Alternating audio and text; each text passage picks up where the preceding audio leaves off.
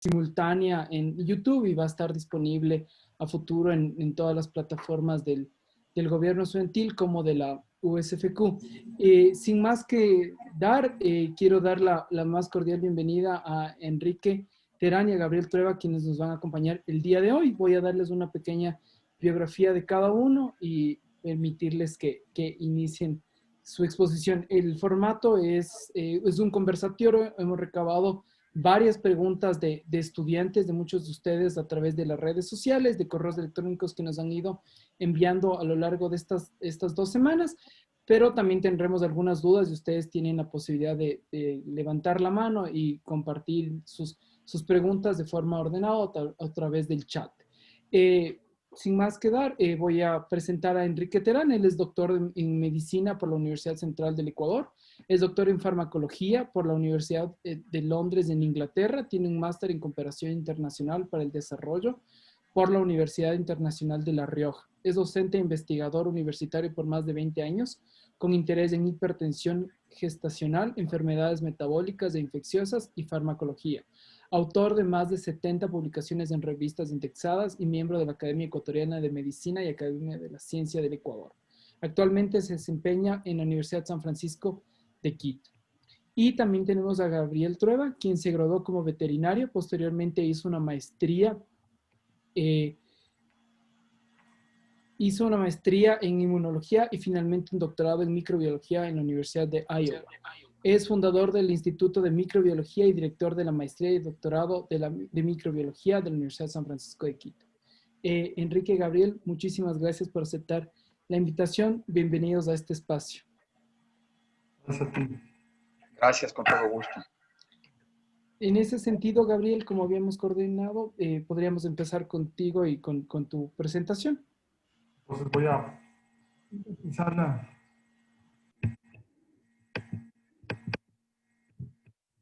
Bien, buenas tardes con todos y gracias por asistir a este conversatorio. Quería empezar simplemente hablando del origen de este virus, que es algo que ha sido ampliamente discutido durante estos meses. Desgraciadamente, en estos tiempos de pandemia se ha hecho muy prevalente todas estas ideas de teorías de conspiración con relación al origen. Gracias a la tecnología molecular que se cuenta en la actualidad, se ha podido secuenciar genomas de varios de estos virus. Incluso nosotros aquí en la universidad hemos podido secuenciar como 60 virus que están circulando entre los ecuatorianos y podemos estudiar cada uno de los pedazos del genoma de este virus. Y lo que se puede hacer con este tipo de análisis es, se puede establecer la antigüedad que tiene este virus y cuánto tiempo ha estado en los murciélagos. Lo que les estoy presentando aquí es una especie de árbol donde ustedes pueden ver a dos virus. Este que ven en azul acá arriba es el SARS-1, un virus que apareció en el 2002 en Asia y produjo alta cantidad de mortalidad. El virus tenía más o menos 10% de mortalidad, 10 veces más mortal que el COVID, que el SARS-2, que es el que estamos experimentando ahora. En este árbol ustedes pueden ver a los murciélagos como puentes de enfermedad, ¿no? Entonces, no me voy a meter en detalles de interpretación de este gráfico, pero básicamente muestra a los dos virus, al SARS-1 y al SARS-2, que este es el actual. Y ustedes ven acá abajo la edad que tienen estos virus dentro de los murciélagos y los distintos animales que están infectando. Esta edad es establecida mediante métodos moleculares. Nosotros podemos estudiar las mutaciones de los virus, las mutaciones en las cuales los virus son distintos y podemos establecer esto que nosotros conocemos como reloj molecular. Y aquí pueden ver ustedes que el ancestro del virus de SARS del 2002 con el virus de SARS de ahora es más o menos la edad de esto. En la época en que existió el ancestro fue más o menos en el año 1200, ¿no? En la época bizantina. Entonces, ahí existió un virus que dio origen a estos dos virus. Si alguien hubiera sabido en esa época que había que matarle a un murciélago que tenía esos dos virus, probablemente hubiera evitado el SARS-1 y el SARS-2, pero Es lo que los cálculos que se hacen, como les digo, con el reloj molecular establecen que más o menos hacia el año 1200 existió un ancestro de estos dos virus que poco a poco fueron evolucionando, y ustedes pueden ver aquí las distintas ramas de este árbol evolutivo de cómo se han derivado estos virus. Entonces, este tipo de cosas se pueden hacer y se han podido hacer rápidamente, ¿no? Establecer la relación que existe entre el SARS-1 y el SARS-2. El SARS-1 y el SARS-2 tienen bastantes cosas parecidas, ¿no? Los dos provienen de murciélagos. A pesar de que el SARS-1 fue identificado a una civeta, que es un tipo de gato de felino primitivo que existe en Asia, ¿no? El transmisor de la enfermedad a los humanos, pero el resto de los animales que portan este virus son por lo general murciélagos, ¿no? Son más parecidos, ¿no? Entonces, como les digo, esto es lo que se puede saber. En poquísimo tiempo hemos podido dibujar la historia evolutiva de este virus, y se puede saber que todos estos virus provienen de murciélagos, y el virus SARS-1 y el SARS-2 están relacionados. Los dos virus tienen una forma de infectar parecida, se unen a los mismos receptores en la célula, ¿no? A pesar de que son tan divergentes, ¿no? Imagínense dos virus cuyo ancestro común existió en el año 1200. Ustedes podrían imaginarse que son virus completamente distintos, pero no son tan distintos, ¿no? En el sentido de que pueden infectar a los murciélagos y pueden infectar a los humanos.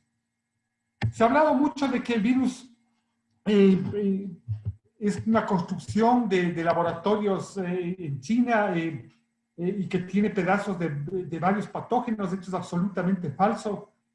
Aquí pueden ver ustedes uno de los estudios que se hizo secuenciando cada uno de los pedazos de este genoma. Cuando uno estudia un virus de estos, lo que hace es cada pedazo del genoma le envía a una base de datos gigantescas donde están todas las secuencias de todos los virus que se han aislado en el mundo.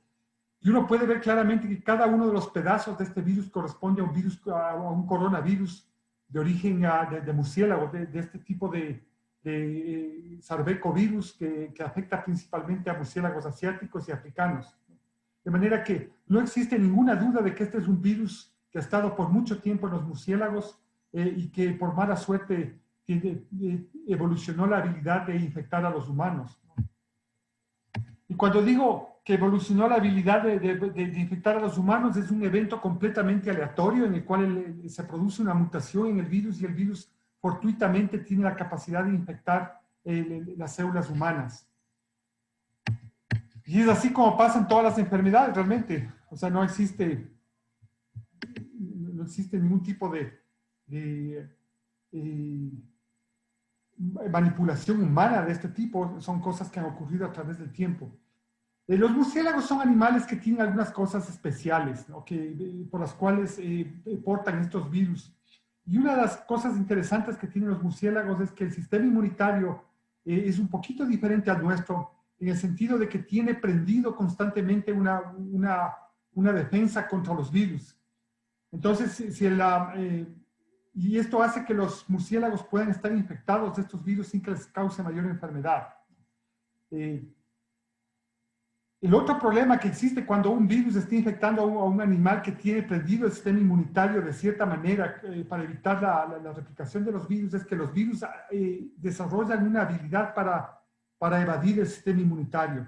Y esa es una de las preocupaciones que uno tiene con este virus, que esta habilidad que tiene el virus para evadir al sistema inmunitario, de alguna manera ha sido el responsable de que la enfermedad se disemina con tanta facilidad entre los humanos, ¿no? Entonces, porque la enfermedad está completamente diseminada en ciertas especies de murciélagos asiáticos, ¿no? De manera que el hecho de haber estado infectando por tanto tiempo a los murciélagos asiáticos probablemente le ha dado la habilidad para que pueda también infectar y evadir el sistema inmunitario hasta cierto punto, ¿no? Y esto genera una cierta preocupación para las personas que están haciendo, para los científicos que están creando las vacunas, ¿no? De cómo se puede sobrepasar este problema que tiene este virus, ¿no? Aquí tienen ustedes a la viróloga. Esta es una viróloga que trabaja en el Instituto de Virología de Wuhan. Es Xi Zhengli. Ella es una viróloga que le conoce a la gente como la Batwoman, ¿no? porque se encarga de toda su vida dedicado a atrapar murciélagos y a aislar estos virus. Entonces ella tiene una colección enorme de estos virus y todos estos virus están en el laboratorio de Wuhan, en China, ¿no? Y el trabajo de ella ha sido descrito en múltiples artículos científicos y cada una de las cepas que ha aislado ella han sido descritas anteriormente, ¿no? El virus que se aisló de Wuhan en el año pasado, en el 2019 y a principios del siglo, del 2020, es un virus completamente distinto a los que ha aislado la doctora Xi.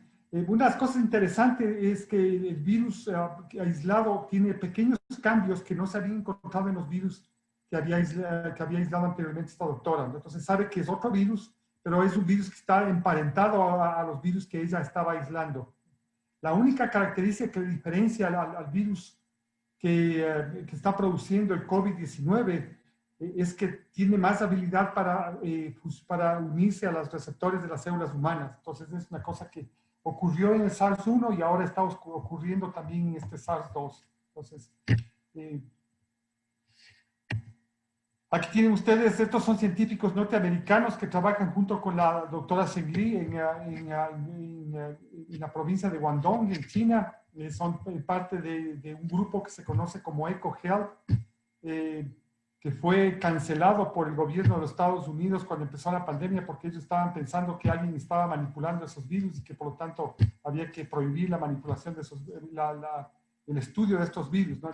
Desgraciadamente, uno de los problemas que ha enfrentado el mundo, uno de los problemas que ha enfrentado el mundo con respecto a los líderes es que los líderes tienen que entender cómo funciona la ciencia. Si un líder desconoce cómo funciona la ciencia, cómo se estudian estos virus, entonces ese líder está encaminado a cometer una serie de errores y es lo que ha pasado con el presidente de los Estados Unidos, que ha cometido un error tras otro respecto a esto. Y uno de los problemas más graves fue primero suprimir a EcoHealth a mediados del 2019 y luego suprimir toda la investigación en coronavirus de murciélagos a principios del siglo XX, ¿no? Entonces, finalmente, bueno, quería hablar un poco sobre los síntomas. Ustedes ya han escuchado mucho sobre la enfermedad. Es una enfermedad que produce principalmente síntomas respiratorios, produce neumonía, y esta es probablemente una de las razones por las que produce mayor mortalidad. Nosotros hemos observado bastantísima estos dos síntomas, debilidad y fiebre, como una de las señales de la enfermedad. Un cansancio que es manifiesto, diarrea y otros síntomas que son menos conocidos. La transmisión de este virus ocurre principalmente a través de secreciones respiratorias y mucho menos a través de objetos contaminados. La gente tiene esta obsesión de los desinfectantes de los pies, de cambiarse de ropa, de fumigarse, eso no tiene ninguna importancia. Realmente lo más importante son las secreciones respiratorias cuando una persona habla, cuando una persona grita, cuando una persona canta. Y el otro problema es justamente los objetos contaminados con secreciones respiratorias. Pero afortunadamente este virus no es un virus que tenga una capacidad de supervivencia muy grande en el ambiente. Se destruye en unas pocas horas, especialmente si está al aire libre. Y los objetos no representan un riesgo tan grande como las secreciones respiratorias de personas infectadas. Una cosa importante que me olvidé de mencionarles es que aproximadamente 50% de las personas que se infectan tienen una enfermedad asintomática o que tiene muy poca sintomatología. Y ese es el problema más grande de este virus, que produce no enfermedad en el 50% de personas, una enfermedad relativamente leve en un 30% de personas y finalmente en un 20% restante puede producir una enfermedad con diferentes grados de gravedad, ¿no? De manera que esto es lo complicado, es que haya tanta gente que aparentemente sana que esté diseminando el virus. El diagnóstico, no sé si les interesa hablar un poco sobre el diagnóstico y de pronto hablamos después de vacunas, si están interesados, pero yo creo que con eso termino mi presentación.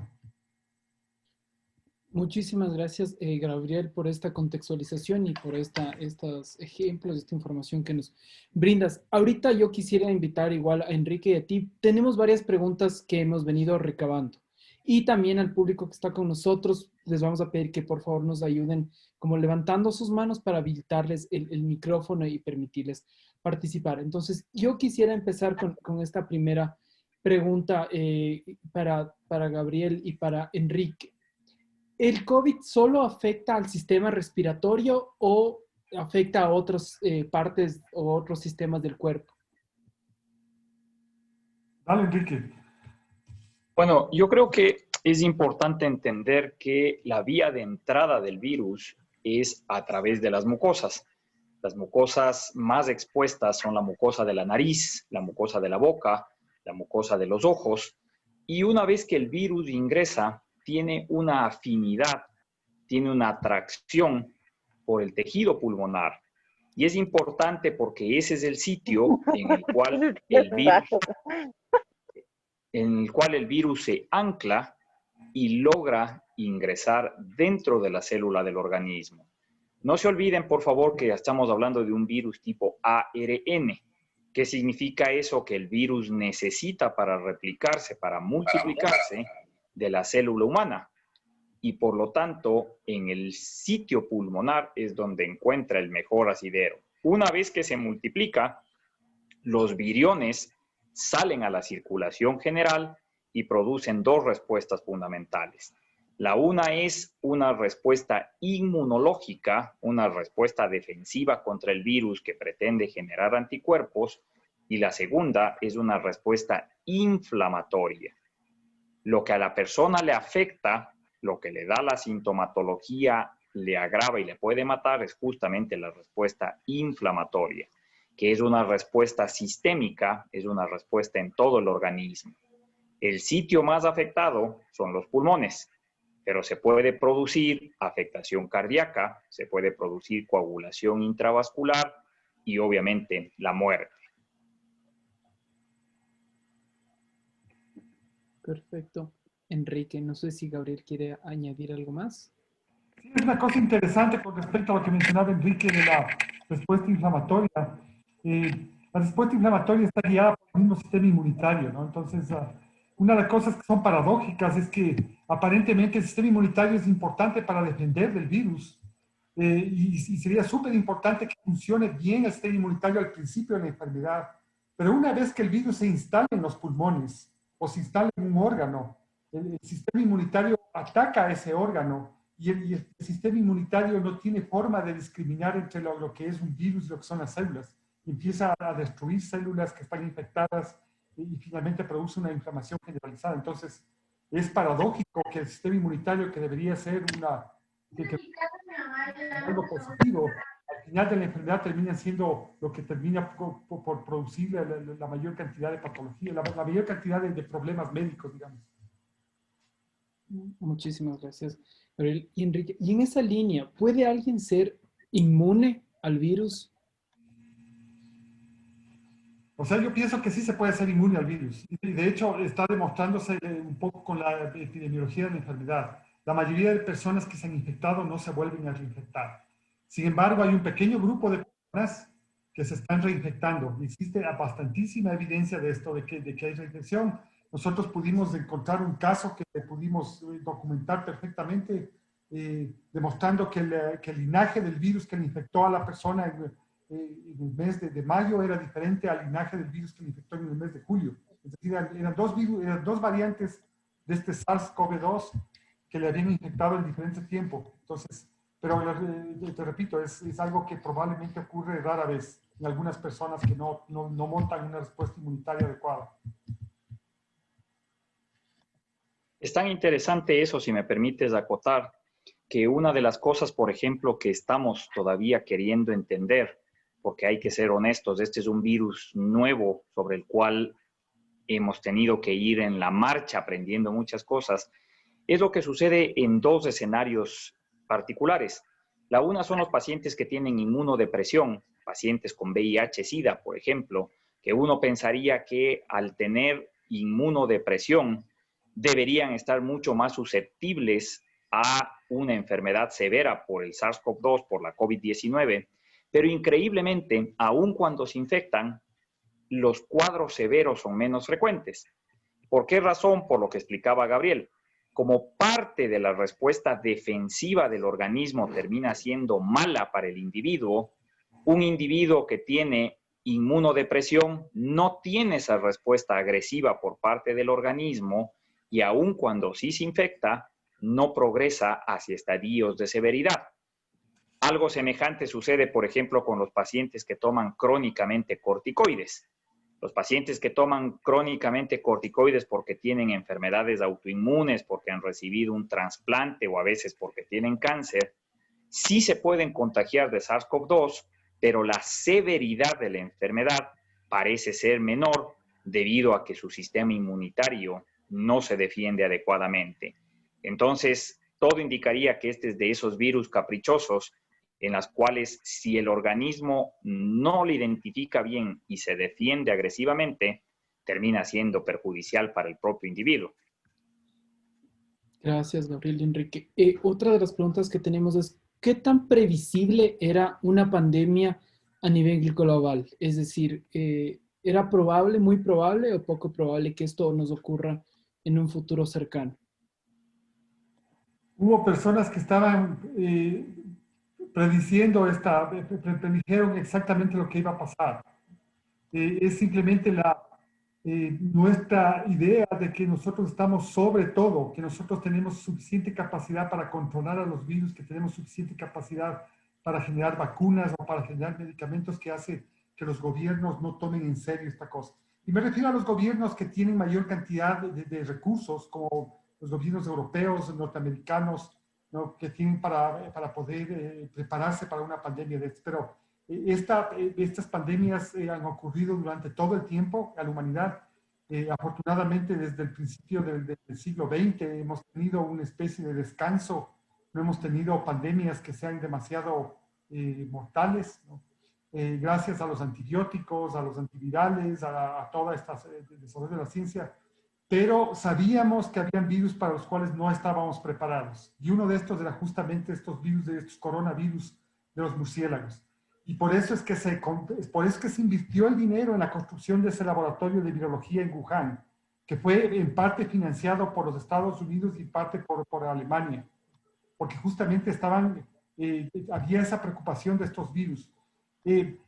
Para otros virus, como por ejemplo para el virus de ébola o para el virus de influenza, existe una red internacional de gente que está constantemente monitoreando esos virus, constantemente están yendo a la selva, están buscando estos virus y probables candidatos a que produzcan pandemias.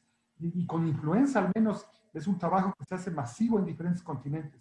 Con estos coronavirus, desgraciadamente, no hubo suficiente preocupación por parte de las autoridades como para que haya mayor estudio. Entonces, esto iba a venir tarde o temprano. No era cuestión de que iba a venir, sino cuándo iba a venir. Así es que estamos viviendo un evento histórico, ¿no? De una pandemia, ¿no? Que es algo que ha ocurrido múltiples veces en la humanidad y que ahora nosotros pensábamos que esto lo habíamos desarrollado, ¿no? Porque teníamos supuestamente todos los conocimientos como para poder evitar una situación de estas, y lo único que podemos hacer ahorita es escondernos en la casa y evitar que nos infecte el virus, ¿no? Entonces... Enrique, ¿algo más que quisieras añadir en esa línea?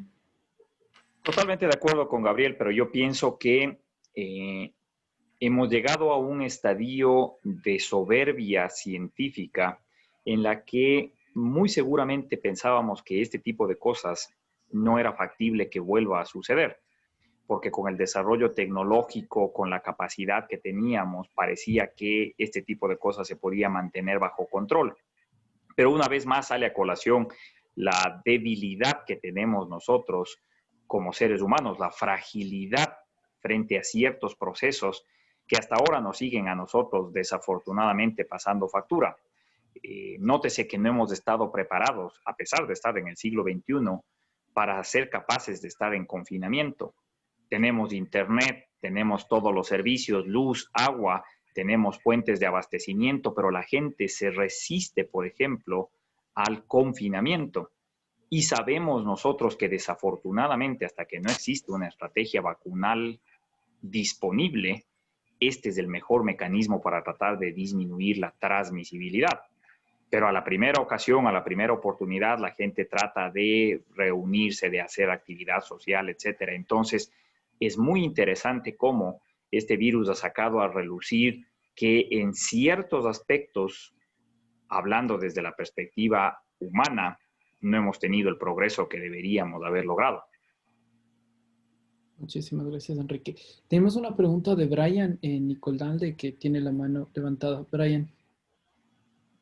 Muy buenas noches, Enrique y Gabriel. Muchas gracias por esta valiosa información que nos han provisto. Yo tengo una duda para Gabriel o Enrique, tal vez. ¿Cuál creen que es la diferencia, por ejemplo, con el SARS-1 o el MERS, en el hecho de que el SARS-2 pudo ocasionar una pandemia, pudo difundirse a nivel global, mientras que el SARS-1 y el MERS pues, se quedaron un poco más localizados? ¿Hubo diferencias tal vez en las características del microorganismo, tal vez diferencias en el comportamiento de las personas? Realmente no se sabe mucho con respecto a la capacidad de transmisión que tenía el SARS-1 y el SARS-2, que son los más parecidos. Pero lo que sí se sabe es que cuando las personas que se enfermaban con el SARS-1, prácticamente el 70% de personas infectadas con el SARS-1 tenían que ir al hospital. Entonces, el hecho de que las personas se pongan tan mal cuando estaban infectadas con el SARS-1 hacía que vayan a los hospitales puedan ser controlados de mejor manera y finalmente el virus no pueda salir. Lo peligroso de este virus es el hecho de que produce estas personas asintomáticas. Y estas personas asintomáticas están regando la enfermedad sin saber. Y nosotros cuando nos reunimos, como decía Enrique, cuando uno hace una fiesta y piensa que todo el mundo está sano, nadie tiene el virus, uno no se da cuenta que muchas de las personas que están aparentemente sanas están eliminando virus. Entonces, una de las diferencias que existe entre el SARS-1 y el SARS-2 es justamente la cantidad de personas asintomáticas que genera el SARS-2. Entre otras cosas, yo pienso que ese es un factor súper importante que es causante de que el virus haya eliminado de tal manera.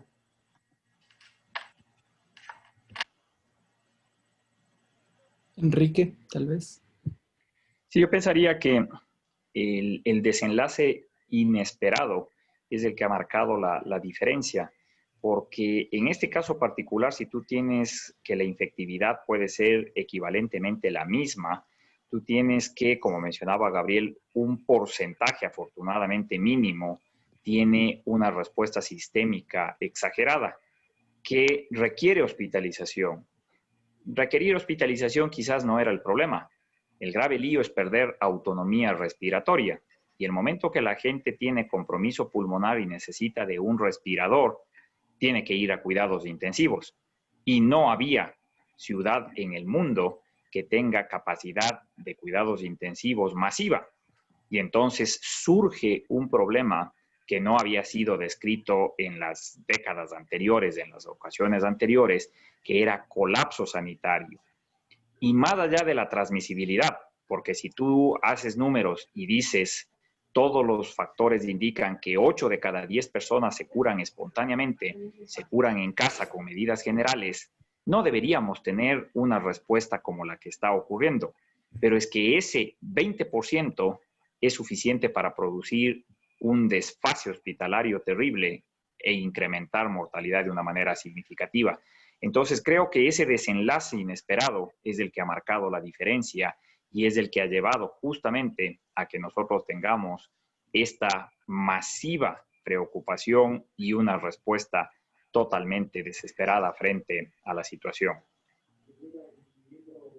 Gracias, Gabriel, Enrique. Ahora María Lorena tiene dos preguntas, pero te permito, María Lorena, que las hagas a Gabriel y Enrique. Sí, mil gracias por su tiempo. Tengo dos preguntas.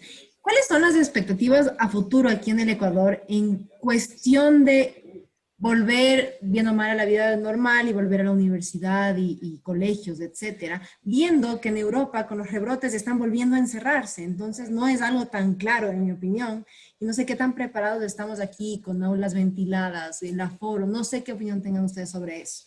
Y otra pregunta disfrazada dentro de todo de esto es que se oyen chismes o rumores de que está bajando la intensidad del virus, que se está haciendo menos letal. ¿Es verdad o no? Una de las cosas importantes que acabas de decir es qué es lo que va a pasar con el Ecuador en los próximos meses, qué es lo que nos angustia a todos. El problema de Europa y el rebrote que ha tenido Estados Unidos es simplemente por la falta de cumplimiento del uso de mascarillas y de distanciamiento físico. Cuando tú conversas con la gente en Europa, o yo conversaba, por ejemplo, hace un mes con personas en Europa o en los Estados Unidos, en muchos sitios la gente no usaba mascarillas, no le importaba para nada lo que estaba pasando, es como que la enfermedad había desaparecido. La buena noticia para el Ecuador, que creo yo que vale la pena mencionar, es que al menos en Quito hemos visto que la enfermedad está bajando, y no está bajando porque el virus haya cambiado. El virus no ha cambiado para nada, sigue manteniendo su misma capacidad de infección, la misma capacidad de producir de enfermedad grave.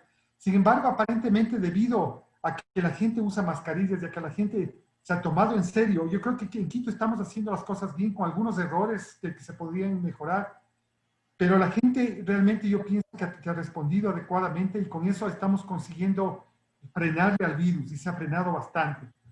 Con respecto al ingreso a la universidad, se está pensando hacerlo en forma limitada, ¿no? En forma absolutamente responsable. La forma como estamos pensando hacer es hacer pruebas quincenales a todos los estudiantes para eliminar a todos los estudiantes que estén infectados, mandarles a la casa para que hagan una cuarentena, y de tal manera que trabajar con un campus libre de virus hasta donde se pueda. Vamos a mantener pocas aulas, las aulas que están bien ventiladas, con bastante distanciamiento físico. Entonces, es una cosa bastante complicada. Hemos estado trabajando por meses en estrategia de reingreso a la universidad, porque no es, como tú decías, una cosa bastante delicada que podría generar una serie de problemas. Pero yo creo que podemos controlar esto gracias, en primer lugar, a que ha declinado el número de casos, ¿no? Yo creo que está bajando. Desgraciadamente, las estadísticas que tenemos en el Ecuador no nos permiten hacer estimados de la cantidad de infectados que existen realmente en Quito, pero sabemos que la enfermedad está declinando, el número de muertos ha bajado, ¿no? Y eso es algo que es un dato que confiable absolutamente, saber que el número de defunciones que ha existido mensualmente hemos estado monitoreando y está bajando a niveles bastante interesantes. Y por otro lado, yo pienso que los datos de los hospitales también es que las salas de cuidados intensivos no están teniendo el número de casos que tenían los meses pasados. De manera que yo creo que hay razones para estar con optimismo. El uso de las mascarillas la vamos a tener que utilizar hasta el próximo año. Eso tenemos que hagamos la idea de que vamos a tener que usar mascarillas probablemente hasta diciembre del 2021. Eso es algo que tenemos que mejor nos vamos haciendo a la idea de eso. Probablemente para mediados del próximo año empiecen a llegar las primeras vacunas al Ecuador, y posiblemente van a ser vacunas. Lo que están pensando es que los chinos, la industria china es la que tiene mayor probabilidad de difundir las vacunas. Creo que Enrique tiene más información y más precisa con respecto a vacunas. Pero yo creo que definitivamente, y aún cuando empiecen a ingresar las vacunas, yo creo que probablemente en 2021 también estemos con mascarillas. Tenemos que hacernos a la idea de que las mascarillas son parte de nuestra vida. Gabriel, y solo una cosa chiquitita adicional antes de que Enrique entre. ¿Qué tipo de mascarillas es ideal y cómo se usan? Porque sabemos que es ideal usar, pero a veces creo que le usamos mal y no es la idea. Y otra cosa, solo el tiempo de exposición sí importa en cuestión de la universidad. O sea, ¿va a bajar el tiempo que estamos en las aulas o cómo va a ser? Sí, todo eso es... Mira, para contestar tu primera pregunta, la mascarilla, lo que dicen los expertos es que la mejor mascarilla es la mascarilla que sea más cómoda para ti.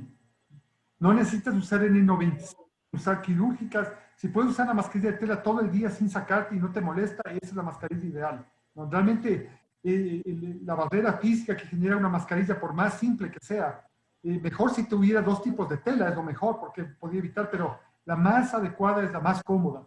Uno puede usar todo el día sin problema. Entonces, eso por un lado. Y no, ya me olvidé de la otra pregunta que me hiciste. Lo del tiempo de exposición. El tiempo de exposición es muy importante, ¿sí? Y tenemos que pensar que hacer una especie de análisis entre el tiempo de exposición, el tiempo en el que están el grupo de estudiantes en un aula y el número de estudiantes. Tenemos que hacer un análisis para establecer cuál sería un tiempo seguro. Pero si tú estás con mascarilla en un lugar que está ventilado, en un lugar que tiene bastante ventilación, tú podrías estar respetando un aforo de 2 metros, que permite una distancia de 2 metros de una persona a otra. Probablemente vas a estar segura por 1 hora, no va a haber ningún riesgo. Sí, no mucho más en relación a lo que dijo Gabriel. Yo quisiera ser enfático en que usar la mascarilla es un término no negociable. El problema es usar sin engaños la mascarilla. ¿Y a qué me refiero yo? A que nosotros, desafortunadamente, apostamos a la confianza en lugar de a la seguridad. Un estudio muy sencillo que hicieron en España demostraba que la mayoría de los contagios no eran sociales, sino que eran familiares. ¿Por qué? Porque cuando uno está con su familia ya se saca la mascarilla. Cuando uno ya está con la familia cercana, es que somos todos de confianza. Cuando uno está con los amigos, es que nos conocemos y empieza a sacarse la mascarilla y a exponerse a la pirámide de desconocimiento. Cuando nosotros empezamos a trabajar con virus hace muchos años atrás y sobre todo con VIH, siempre hablábamos de la pirámide del desconocimiento, porque yo sé cómo me porto, pero yo no sé cómo se porta la persona que está al lado mío. Y esa persona desconoce cómo se portan los que han estado al lado de él. Entonces, esto se basa en desconfianza. Yo sé que suena feo, pero uno tiene que desconfiar de la seguridad. ¿Para qué? Para no sacarse la mascarilla. Entonces, nosotros hemos visto, por ejemplo, en este periodo de tiempo, que los contagios se dan en el momento que comen, porque la gente se sienta a comer y obviamente no puede comer con mascarilla, pero se sienta al frente de otra persona que también se saca la mascarilla y que va a estar desprotegida. Y ahí es donde vienen entonces los focos de contagio. ¿Qué es lo que hay que hacer? Recurrir a procesos de autoaislamiento. Cuando nosotros, por ejemplo, como dice Gabriel, se arme un plan de retorno, uno de los elementos fundamentales es trabajar en autonomía, evitar el estar en contacto directo con la gente y menos sacarse la mascarilla. Y eso involucra no compartir, por ejemplo, botella de agua, no compartir el cigarrillo, no compartir el pancito, porque todos esos elementos hacen que uno se desproteja. Finalmente, yo creo, y como dice Gabriel, los números parecen ser alentadores, pero yo voy a ser la nube negra del conversatorio. Recuerden ustedes, por favor, que Ecuador no ha salido todavía siquiera de la primera ola. Esta pelea hemos tenido a muerte entre mucha gente, pero no hay semana epidemiológica en la que el Ecuador no haya subido en casos. No hemos logrado meseta, mucho menos hemos logrado bajada. Sí, los casos están subiendo menos, pero los casos siguen subiendo. Entonces, conceptualmente nosotros estamos todavía dentro del primer oleaje. Cuando se logre la estabilización, vamos a ver qué tan inteligentes somos en mantenerle. Y esto es dependiente del comportamiento de las personas. Como dice Gabriel, nosotros hemos conversado con mucha gente y es parte de esa libertad malentendida. La gente dice, a mí no me pueden obligar a ponerme mascarilla. Es que no se trata de que te obliguen, se trata de que te protejas voluntariamente. Pero esa es una discusión larga y prolífera que podemos seguir a lo largo del conversatorio avanzando. Gracias, Enrique. Tengo una pregunta de Sara. Sara, tienes la mano levantada. Sí, hola, mucho gusto y muchas gracias por el conversatorio, me parece súper interesante y tengo 2 preguntas. Una que surgió ahorita que acaba de mencionar Enrique sobre el comer al frente de alguien que puede estar contagiado. Entonces, ¿cómo sería esto en cuanto a ahorita con la apertura de los restaurantes? Que si bien hay mesas de distanciamiento, quién sabe, el de la mesa de al lado que igual está lejos y en un lugar que puede no estar permanentemente ventilado, ¿cómo sería eso? Y también otra pregunta es si es que el coronavirus va a vivir siempre con nosotros aún después de una vacuna. Y si es que es así, por la forma de contagio y la transmisión del virus, ¿será el uso de la mascarilla y el distanciamiento una nueva forma de vivir, quién sabe, por mucho tiempo? Empiezo yo si quieres, Gabriel. Sí, claro, dale, dale. Voy a empezar por lo segundo, que es más fácil. El momento que nosotros efectivamente podamos tener una vacuna disponible y que se vacune la mayoría de la población, vamos a lograr la famosa inmunidad de rebaño que tanto se ha estado hablando, que solo es posible lograr con vacunación. Mientras más vacunados existan, menos transmisibilidad del virus va a haber y por lo tanto menos necesidad de tener que preocuparse. Basados en eso, entonces será de pronosticar, y yo comparto con Gabriel, que al menos todo el 2021 nos espera mascarilla y distanciamiento. Quizás para el 2022 nosotros podamos empezar a tener grupos vacunales significativos y empezar a bajar la necesidad inminente de esas medidas de protección. Pero siempre va a depender del entorno en el que estés. Cuando se sepa que las coberturas de vacunación son adecuadas y el número de casos baje, quizás las medidas de protección puedan disminuir. Pero va a ser un proceso que va a tomar algún tiempo seguramente. Respecto a lo otro que tú preguntabas, sí, ya está confirmado y a pesar de las discusiones que ha habido, el virus es un virus aéreo, es un virus que se puede transmitir en el medio ambiente, que se puede transmitir en aerosoles. Por lo tanto, los ambientes cerrados son nuestro peor enemigo. Ambiente cerrado, sinónimo de mascarilla. Y entonces viene de nuevo la pregunta del millón, pero es que en el restaurante tengo que sacarme la mascarilla para comer. Busca un restaurante que sea ventilado, busca un restaurante que tenga espacio, de preferencia un restaurante que sea al aire libre para que el riesgo sea mínimo, porque desafortunadamente no puedes controlar la transmisibilidad aérea. Gabriel.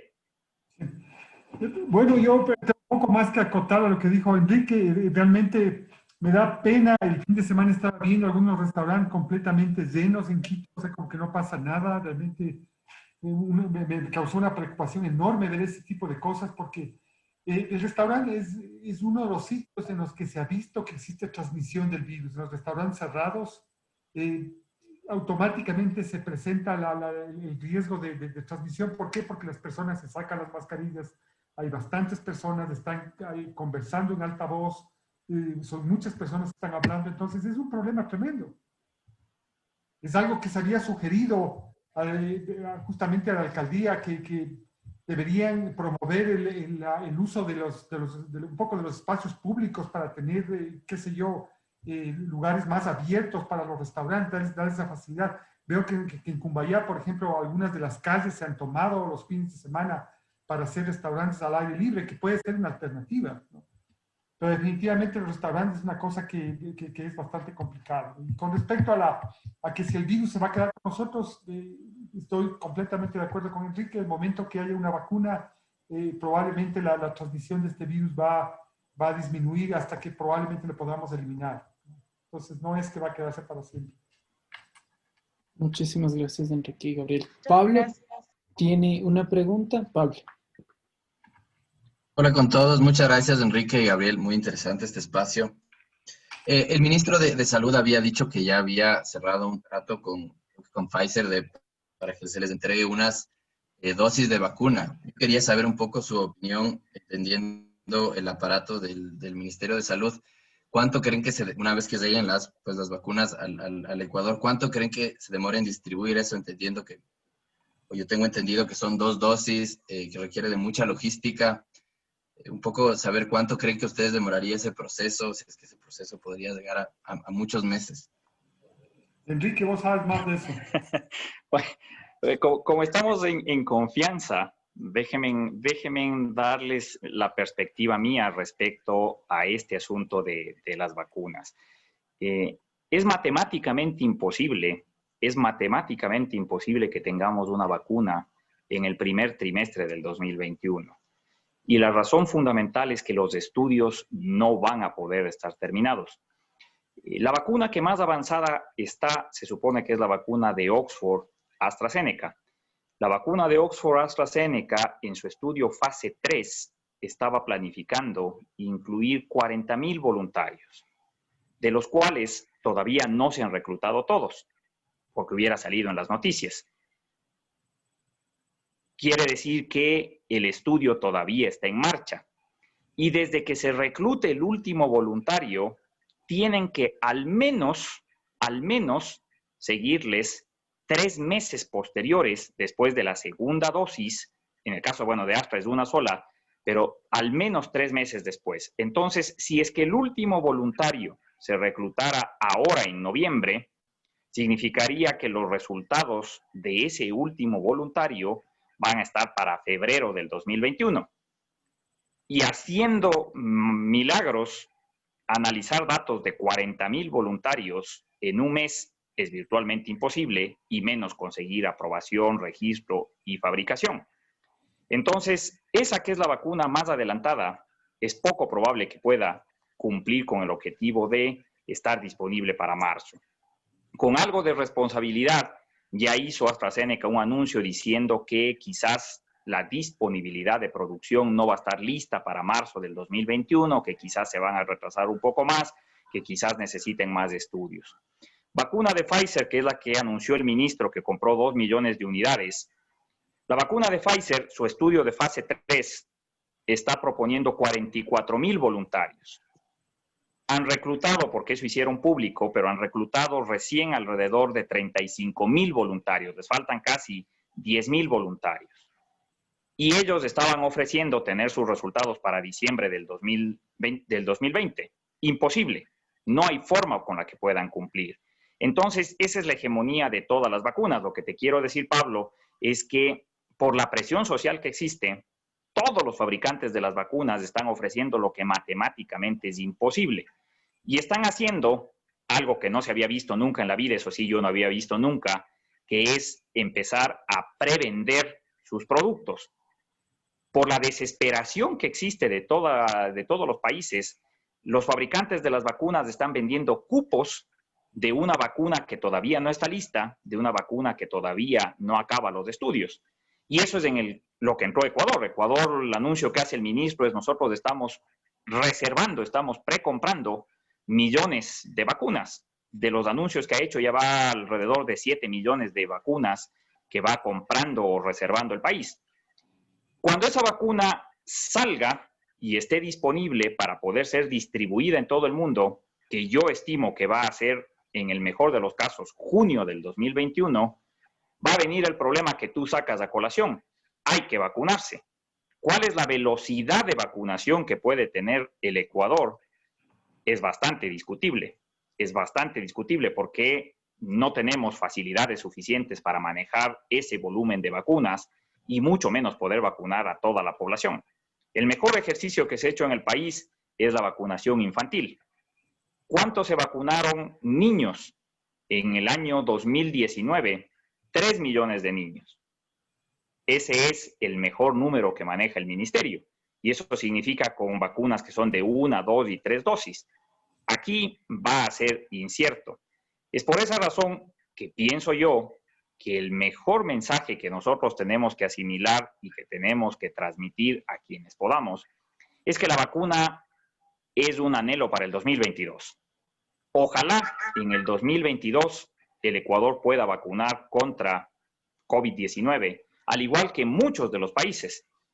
Quizás los más arriesgados, quizás los más problemáticos comiencen a vacunar tercer trimestre del 2021, pero es poco probable que las agencias regulatorias acepten estudios con datos temporales, con datos anticipados y sobre todo sin la certeza de cuánto va a durar la vacuna. Yo creo que si aquí tenemos como 45 personas en el foro, si preguntáramos quién está dispuesto a vacunarse cada 3 meses, es totalmente distinto si a alguien le dicen vacúnese una vez al año. Y esa respuesta no vamos a tener hasta finales del 2021. Gabriel, ¿quieres decir algo? A mí me parece que está en lo correcto el Enrique en ese sentido. No es muy alentador el panorama de las vacunas todavía. Hay algunas cosas que son interesantes que hay que mencionar también, que van a pasar, ¿no?, en los próximos meses. En primer lugar, el virus va a seguir circulando y va a producir una inmunidad en la población, un porcentaje de la población. Si nosotros mantenemos el uso de mascarillas, y podemos observar nosotros que el virus se va frenando, como ha pasado en Quito. Yo pienso que realmente le hemos frenado aquí en Quito al virus. No sé qué piensa Enrique con respecto a eso, pero yo pienso que es posible que la cantidad de enfermedad que tengamos en el 2021 sea bastante pequeña, o sea, que no sea tan grande si mantenemos, repito, la forma de cuidarnos. También, y voy a ser un poco optimista en este sentido, estaba justamente leyendo hace unas 2 semanas un artículo que decían que nadie sabe cómo va a funcionar China en esto. China es un monstruo en producción de vacunas y este tipo de biológicos.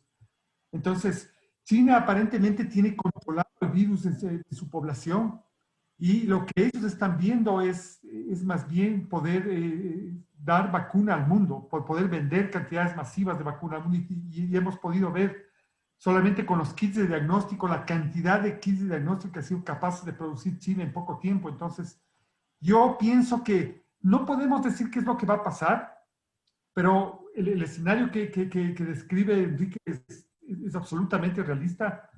Yo describo un escenario un poquito menos oscuro, pero probablemente no tan realista.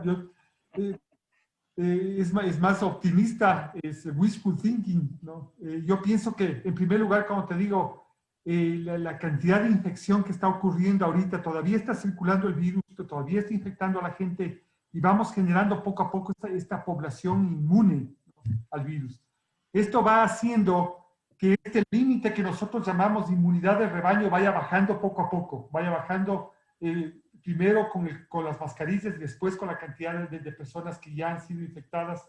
Entonces, la necesidad tener cantidades masivas de vacunas tal vez no sea tan alta cuando empecemos a vacunar para frenar el virus. Entonces, va a ser un regreso a la normalidad paulatino, lento, es lo que yo veo. En primer lugar, la enfermedad no va a estar tan presente, va a bajar bastantísima la cantidad de casos y después va a empezar a entrar vacuna y vamos a poder proteger a la población más susceptible. Entonces, veamos qué pasa, es incierto y cuando uno le piden que pronostique el futuro, es difícil tener certezas con respecto a esto. Así es que ahí tienen algunas ideas de lo que podemos escuchar nosotros. Muchísimas gracias, Gabriel. Fabricio tiene una pregunta. Fabricio. Sí, ¿qué tal? Buenas noches, Gabriel, Enrique. Qué gusto tenerles aquí con nosotros. Dentro de este esquema, colegas, entonces el tema del regreso a la educación, plantea un pequeño inconveniente. Les comento, el colegio de mis hijos regresa esta semana, porque es el segundo grupo de colegios que regresan aprobados por el COE. Están planteando que van a tener 5 o 6 estudiantes por aula para mantener los 2 metros de distanciamiento, con las mascarillas, con los sistemas. Pero están planteando que los chicos se queden todo el día en la misma aula y que sean los profesores quienes van llegando y van cambiando de acuerdo a la hora de la clase. Eso va en contra de lo que ustedes acaban de mencionar, de que tú puedes estar en un sitio seguro, con mascarilla, con distanciamiento, no más de 1 hora en un sitio bien ventilado. Y desde ese punto de vista, para la universidad, que estamos pensando en que algunos cursos se desean regresar en enero desde el punto de vista de presencial. Esta implicación, ¿cómo la ven ustedes? ¿Cuál sería la recomendación de ustedes? ¿Es factible lo que están haciendo los colegios privados y públicos de aquí del Ecuador con esas medidas? ¿Nosotros vamos a tener que replicarlas? ¿Qué piensan ustedes? Gracias. ¿Quieres ir tú, Enrique, primero y después voy yo? Yo que soy el que sabe menos, voy primero. Básicamente, estamos queriendo romper el sesgo del miedo.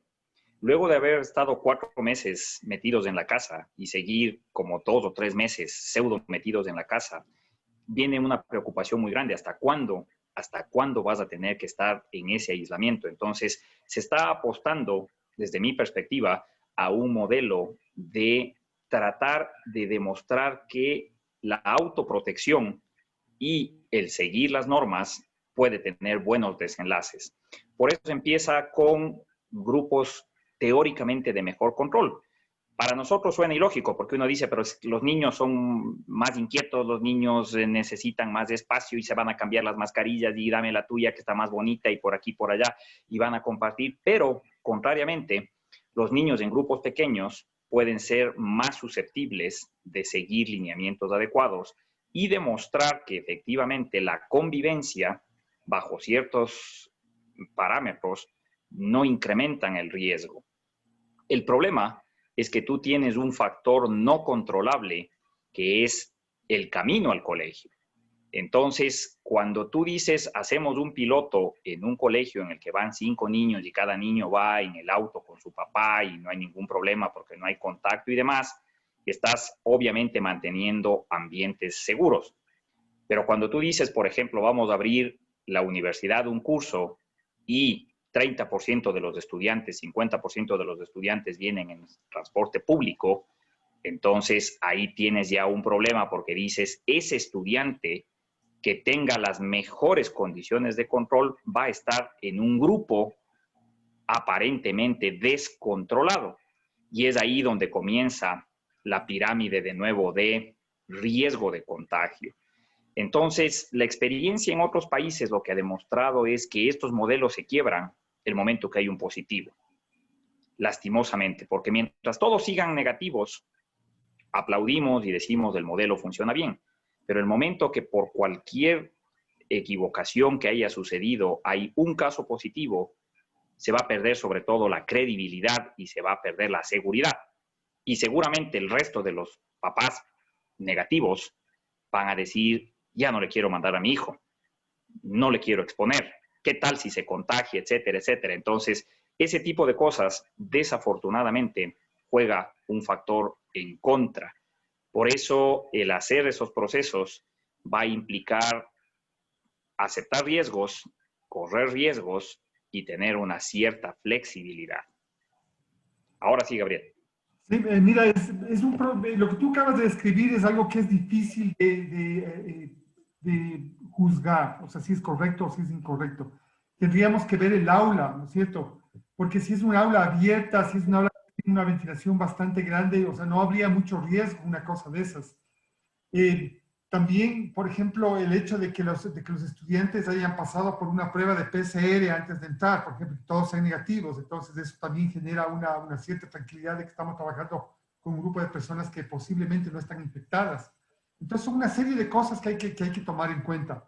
Ahora, que pasen todo el día en un lugar, ¿no? Yo imagino que van a salir constantemente, o sea, de esa aula, van a tener que organizar de tal manera que tengan una hora de clases, unos 15 minutos de receso simplemente para que se ventile, pueden volver. O sea, existen formas como uno puede trabajar estas cosas, ¿no? Afortunadamente el clima de Quito permite tener incluso actividades al aire libre. Esto es algo que no pueden tener los europeos ni los norteamericanos. Deberíamos aprovechar nosotros más ese tipo de cosas. Solamente quiero mencionar que Taiwán, si ustedes revisan el estatus de Taiwán con respecto a la enfermedad, es impresionante. Creo que tienen como 20 muertos. Y la forma como ellos controlan la enfermedad es simplemente un estricto uso de la mascarilla y de distanciamiento físico. Es estricto, absolutamente estricto. Y ellos han conseguido, estando al lado de China, siendo uno de los primeros países que recibió gente infectada, pudieron frenarle al virus completamente, ¿no? Y tienen que convivir un poco con la enfermedad porque existe gente que está infectándose, pero el número de gente que ha fallecido es bastante bajo, el número de gente infectada es increíblemente bajo, y esto se debe simplemente al uso de mascarilla. Entonces, si uno consigue poner esta disciplina en las escuelas, que es algo que yo coincido con Enrique, que es fácil con los niños, o sea, imponerles estas reglas rígidas de trabajo, que probablemente van a ser cumplidas. Habría que tener cuidado con el transporte de los niños, o sea, cuando van en los buses, que los buses estén bien ventilados, abiertas las ventanas, con suficiente espaciamiento. Habría que controlar los momentos en los que los niños comen el snack de media mañana o de media tarde, que salgan afuera, que les controlen que están separados, que una vez que pueden jugar en el patio, pero una vez que se acaba el juego tienen que lavarse las manos o desinfectarse. Entonces, si uno puede generar una cosa de esas, entonces es absolutamente posible volver a clases. El problema en la universidad, si es cierto que la gente entiende mejor la enfermedad y que uno les puede explicar más, el problema grave que tienen las universidades son las actividades que hacen fuera de la universidad. Apenas se encuentra un grupo de estudiantes, enseguida dicen, ¿por qué no nos vamos a tomar unas cervezas? Y eso es lo que ha pasado en todas las universidades del mundo. Son estas actividades sociales que son relacionadas a la universidad las que producen las infecciones. Entonces, no importa qué se haya hecho en la universidad, que se haya buscado las aulas más ventiladas, que tengan todo el sistema funcional. El problema grave es que las personas quieren socializar. Yo entiendo, o sea, yo estoy seguro que si tuviera la edad universitaria ahorita ya estaría desesperado por salir con mis amigos y de alguna manera interactuar con ellos, pero el problema grave es que tenemos que aceptar que estamos ante una pandemia, que es una cosa que va más allá de nosotros. Y lo peor que puede pasar es que se abra la universidad o que se abra un colegio y que en 2 semanas tengan que volver a cerrar y que simplemente las personas pierdan fe en el sistema, ¿no? Así es que es un proceso bastante complejo de volver a clases. O sea, créanme que hay un grupo grande de personas, por ejemplo, lo que he visto en la universidad, que están analizando prácticamente movimiento por movimiento de las personas. ¿Qué es lo que va a pasar en este momento? ¿Qué es lo que va a pasar en este otro momento? ¿Qué clases se van a abrir? ¿Con cuántas personas? ¿Qué tipo de interacción va a haber entre las personas? Es realmente difícil, pero no es imposible. No es imposible hacer una cosa de esas. Muchísimas gracias, Gabriel. Enrique, Daniel Gavilanes tiene otra pregunta. Ya, Daniel. Sí, muy buenas noches. Yo quería hacer una pregunta con respecto a las personas asintomáticas. ¿Qué es lo que hace que el virus se exprese de manera asintomática en ciertas personas, si es que es alguna disposición genética o solo respuesta del sistema inmune? Y si es que puede que haya alguna consecuencia de salud para estas personas, que tal vez con el tiempo pueda surgir o tal vez haya algo que se mantenga. La respuesta general a eso es no se sabe. No se sabe qué es lo que hace que ciertas personas sean asintomáticas y tampoco se sabe si esas personas pueden tener alguna secuela de la infección. Aparentemente no. Lo que se sabe es que las personas asintomáticas eliminan la misma cantidad de virus que una persona que está con síntomas. No existe diferencia. Y es muy posible, no está probado, pero existe algo de sospecha de que la cantidad de virus con la que tú te infectaste juega un papel importante en que sea una infección sintomática versus una asintomática. No está comprobado, la gente está mencionando eso, pero posiblemente no es la única respuesta. También se ha encontrado que, por ejemplo, las personas que tienen grupo sanguíneo O son más difíciles de que se infecten del virus y otros marcadores genéticos que son menos evidentes. Pero aparentemente el grupo O tiene algo de evidencia de que las personas que tienen grupo O están algo protegidas contra el virus. No quiere decir que no se enfermen, pero aparentemente las estadísticas dicen que se infectan menos y que los casos graves son menos numerosos. Sí, exactamente. Yo comparto con lo que dice Gabriel. Una de las suposiciones, llamémosle así, por ser elegantes, es la carga viral. Y la carga viral juega un papel importante, sobre todo con los ambientes cerrados, porque cuando uno está en un ambiente cerrado y hay 2, 3, 4, 5 personas que están positivas, que están enfermas y que tienen riesgo de contaminar, la carga que uno recibe es mucho mayor que si se contagia uno a uno. Y dicen que ese puede ser un factor que puede influenciar. Hay otros elementos que han sugerido que pueden ser protectivos, como por ejemplo, tener un buen sistema inmunológico. Y esta es una batalla a muerte. Déjenme hacer la pauta comercial para decirles que no hay producto milagroso que mejore el sistema inmunológico. Esa es una mentira fascinerosa, simplemente para aprovechar la desesperación de la gente y sacarle dinero. Entonces, todos esos productos que salen en la tele, que tome esto y le mejora el sistema inmunológico y va a evitar el virus, mentira, eso no funciona. El sistema inmunológico se fortalece con buena alimentación, se fortalece con ejercicio, con exposición solar y con bajo estrés. Por eso hay que tratar de ver menos las noticias, de estar pendiente menos de las cosas, de salir y asolearse un poquito aquí, que todavía eso es gratis, porque esos factores ayudan indiscutiblemente. No dejen de hacer ejercicio, aun cuando están confinados en su casa, los que están todavía en aislamiento domiciliario, hagan alguna actividad física, hagan algo de ejercicio, que eso mejora el sistema inmunológico. Y por supuesto, nosotros lo que tenemos que tomar en consideración es el elemento de la nutrición como un factor fundamental. Es tan malo la desnutrición como la sobrenutrición, es decir, el sobrepeso, la obesidad es un factor de riesgo. Entonces hay que tratar de minimizar esos elementos para poder tener una mejor capacidad de protección. Y se ha sugerido también que el recibir vacunas es un factor protector. En los países estacionales, que ya se viene la influenza, están enfatizando muchísimo, vacúnense para la influenza. Aquí hay que vacunarse para la influenza, aprovechen y vacúnense contra la influenza porque nunca está de más. No hay vinculación directa entre el uno o el otro, pero definitivamente colocarse una vacuna mejora la respuesta inmunológica y puede ser un factor adicional positivo. Y si me permiten unas últimas palabras sobre esto, es el asunto de que vivamos en un sitio tan privilegiado en el mundo. Deberíamos nosotros utilizar esto, ¿no? Deberíamos hacer las reuniones afuera, tratar de tener clases afuera, hacer ejercicio afuera. Miren, fíjense lo que está pasando en países como Estados Unidos, Canadá, Alemania ahorita. El problema grave es que ellos no pueden salir afuera. Si quieren hacer una actividad con otras personas, tienen que ser necesariamente confinados, ¿no? Necesariamente tienen que ponerse en riesgo.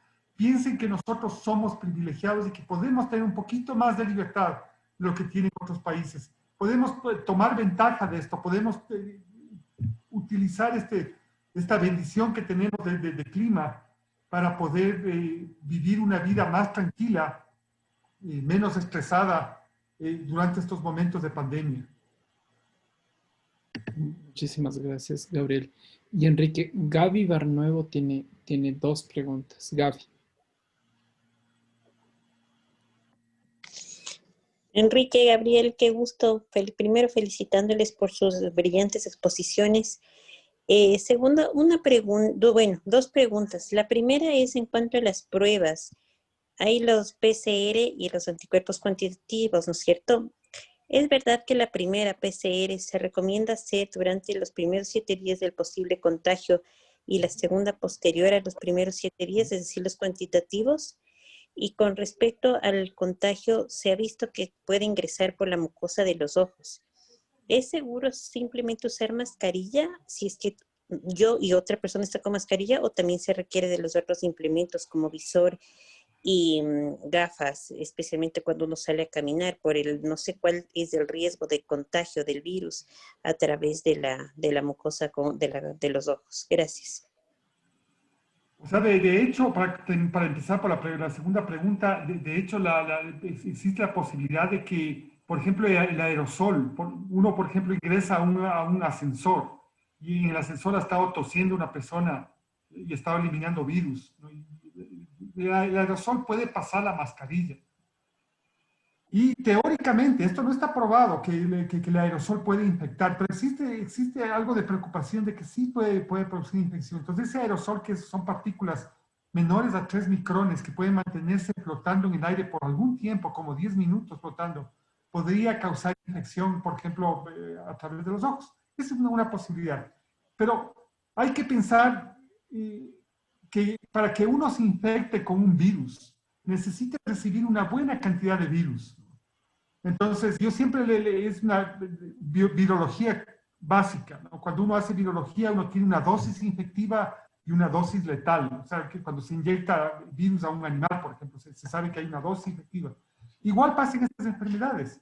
Se calcula que más o menos la dosis infectiva para este SARS-CoV-2 es de 240 partículas virales. Entonces, uno tiene que ponerse a pensar que la cantidad de virus que tienen que infectar las células tiene que ser una cantidad relativamente alta. Entonces, yo no me preocupo mucho, te digo, Gaby, de usar el SHIELD, a menos que esté tomando muestras de una persona que esté infectada, de que está tosiendo. Entonces me pongo yo una mascarilla N95, uso un face shield para tomar la muestra, y siempre tomo la muestra afuera. Yo afuera, cualquier cosa que que elimine la persona va automáticamente a disiparse. Entonces, la actividad, cualquier actividad al aire libre es mucho más segura. Entonces, yo no pensaría que caminar para caminar en la calle o qué sé yo, hacer deporte en un parque, siempre y cuando no sea deporte de contacto, yo no pienso que se necesite tener un face shield. Y yo veo pocos momentos en los que uno necesite un face shield, ¿no? Realmente. O estas, ¿cómo les dicen? Visores. Sí.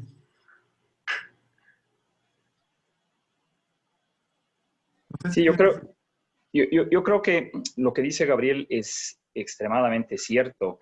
De nuevo, es que a veces hacer más resulta en menos. Y nosotros vemos con mucha frecuencia que la gente trata de ponerse exceso de protecciones que termina estorbándole y que termina forzándole a estar tocándose la cara todo el tiempo. Y entonces es peor. Porque si tú te pones la mascarilla, la idea y la lógica de la mascarilla es que tengas aislada la vía principal de entrada, que es la mucosa nasal. Por los ojos es posible que el virus pueda topar la mucosa de los ojos, pero va a ser menos probable que entre si es que no te frotas los ojos. Entonces lo que hay que decirle a la gente es no se esté frotando los ojos. Pero si la gente utiliza los visores y está todo el tiempo moviéndose el visor, está todo el tiempo arreglándose las gafas, los lentes, no tiene sentido porque al final está tocándose más de lo que normalmente se tocara. Y entonces termina resultando, siendo incómodo, siendo peor. Entonces, el uso correcto de la mascarilla es lo fundamental, es lo básico, es lo esencial. Y, por supuesto, el uso correcto significa cubrir la nariz. Ahora estamos en la pelea que le vemos a la gente que anda con la mascarilla por debajo de la nariz. ¿Qué sentido tiene? Y es que es, de nuevo, una percepción psicológica de la gente. Yo no tengo otra expresión para decir, quizás es incorrecto. Pero la gente dice es que me falta aire, es que no respiro bien. Eso está ya demostrado y documentado que no es cierto. Lo que pasa es que, claro, hay un instrumento que normalmente no está presente y le da a uno la percepción de que se bloquea el paso de aire. Pero no es cierto. Lo único que sucede es que sí se puede sentir una vaporización, se puede sentir un acaloramiento por el hecho de exhalar en un ambiente cerrado como es la mascarilla, pero no pasa absolutamente nada. Entonces, mientras más se acostumbre la gente a usar la mascarilla, menos le va a molestar y más normal va a ser. Pero quienes están cada 5 minutos sacándose la mascarilla, difícilmente van a poder estar en un tiempo prolongado con el uso correcto de la mascarilla. El resto de otras protecciones, una vez más, es sumamente variable. Hay gente que anda con el frasquito de alcohol y pone alcohol en las manos, en lo que toca, en todas las cosas. Sí, es correcto, pero quizás es innecesario, porque nosotros tenemos que recordar que aunque yo tope el virus, aunque yo tenga contacto, el virus no entra por la piel. El virus entra por las mucosas. Entonces, ¿qué es lo que debo hacer yo antes de tocarme la cara, los ojos, la boca, la nariz? Llegar y lavarme las manos con agua y jabón. Eso es lo que hay que hacer. Entonces, es tener una conciencia sobre cómo minimizar los riesgos, pero no exagerar necesariamente en medidas que pueden ser más bien contraproducentes. Muchísimas gracias, Enrique y Gabriel. Tenemos una pregunta de Rafaela Dávila que nos dice, que una persona sea sintomática significa que el virus entonces no sería una amenaza en su cuerpo. Si no hay síntomas como estornudo, tos, ¿se reduce el contagio de estas personas a otras personas sanas? No, o sea, esa es una de las cosas que son graves de este virus, que a pesar de que la persona no tiene sintomatología, está eliminando en la misma cantidad el virus al resto de personas. ¿Sí? Entonces, una de las cosas que me olvidé de responder con respecto a la pregunta de Gaby es justamente que, por ejemplo, después de que uno tiene un contacto con una persona infectada, más o menos pueden pasar de 2 a 15 días para que la persona empiece a eliminar virus, cantidades masivas. Y a veces en ese punto no desarrolla ningún tipo de enfermedad. La única forma como que nosotros tenemos para detectar a esos infectados es haciéndoles la prueba de PCR. La prueba de PCR la hacemos justamente a los 7 días después de que la persona tuvo un contacto con alguien enfermo o con alguien que fue positivo. Entonces, si a los 7 días es positivo es porque la persona está infectada y probablemente no tiene síntomas o es presintomático. Y curiosamente, para que veas lo grave de esta enfermedad, es que justo antes de presentar los síntomas es cuando la persona elimina más virus. 2 días antes de presentar los síntomas está eliminando la cantidad más grande de virus. Entonces, ese es el problema grave y probablemente la explicación de por qué este virus se ha diseminado en la forma como se ha diseminado en el mundo. Muchísimas gracias, Gabriel. Enrique, ¿algo más que quisieras añadir a esta No, respuesta? yo pienso que es muy importante quizás resaltar 2 cosas. La primera, y que yo sigo insistiendo, es la responsabilidad interpersonal, la responsabilidad social. Cuando yo me entero que he estado en contacto con alguien positivo, mi reacción tiene que ser pensar que puedo estar positivo y por lo tanto autoaislarme y evitar seguir en contacto con otras personas, porque yo puedo ser un transmisor. Puede ser que no me dé ningún síntoma, pero que yo haya sido justo de ese pequeño porcentaje de asintomáticos y estuve transmitiendo el virus a todo el mundo. Entonces, si yo sé que alguien con quien yo estuve es positivo, yo tengo que aislarme, idealmente por los 12, 14 días, que podría ser el periodo de transmisibilidad. Y con eso ya colaboro, haya o no haya sido yo positivo, a evitar la transmisión. La segunda cosa es que con mucha más razón, si yo sé que soy positivo, si yo tengo síntomas y peor tengo una prueba positiva, no puedo salir, no puedo transmitir el virus a otras personas porque es una irresponsabilidad. Y lo que nosotros vemos y lo que se ha aprendido de los países que están de nuevo en situación complicada es que justamente estos 2 elementos son los que no se respetan. Hay una estigmatización que desafortunadamente es inevitable, que es señalarle a la persona que esté infectada y tenerle como un mal precedente. Pero eso es equivocado, porque esto escapa al control de cada uno. Entonces, lo que hay que hacer es ser abierto. Cuando yo doy positivo, yo tengo que avisarle a toda la gente que estuvo conmigo los últimos días, he dado positivo a la prueba. Cuídate porque puede ser que tú también estés positivo. Es el mecanismo de control pasivo de la transmisibilidad. Pero eso todavía nos está faltando y tenemos que trabajar más todavía en comunicación al respecto.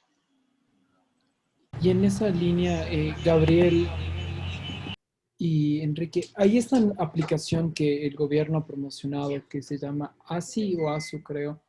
¿Qué tan efectiva es y cómo va a ayudar a poder traquear a estas personas que han estado expuestas y que han estado en contacto?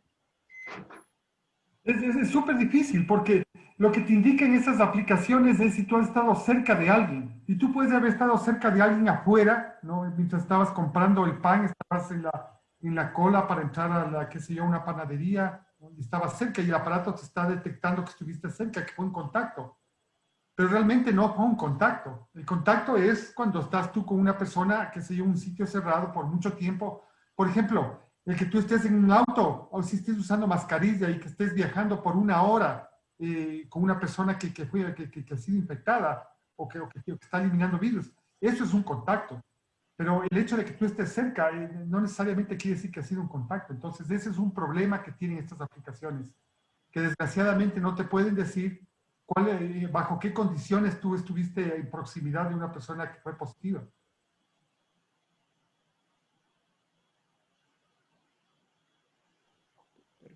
Gabriel, Enrique, algo más a esta Sí, pregunta. y del otro lado, Gabriel y Enrique, ustedes decían que durante las 2 primeras semanas de los síntomas es cuando las personas son más infecciosas.